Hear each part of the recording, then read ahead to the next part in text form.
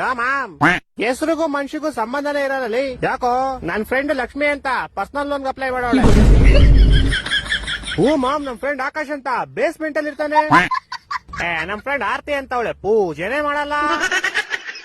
ನನ್ ಫ್ರೆಂಡ್ ಪರಿಮಳ ಅಂತ ಅವಳೆ ಊಸ್ ಬಿಟ್ಬಿಟ್ಟು ಕ್ಲಾಸ್ ಎಲ್ಲ ಗಬ್ಬೆ ಬಿಸ್ಬಿಡ್ತಾಳೆ. ನಮ್ ಫ್ರೆಂಡ್ ಅಮ್ಮಾರ್ ಅಂತ ಅವನೇ ಒಂದಲ್ಲ ಒಂದ್ ದಿವಸ ಅವನು ಸಾಯ್ತಾನೆ. ನಮ್ ಫ್ರೆಂಡ್ ಸೂರಜ್ ಅಂತ ಅವನೇ ಒಳ್ಳೆ ಅಮಾಸೆ ಚಂದ್ರನ್ ತರ ಅವನೇ.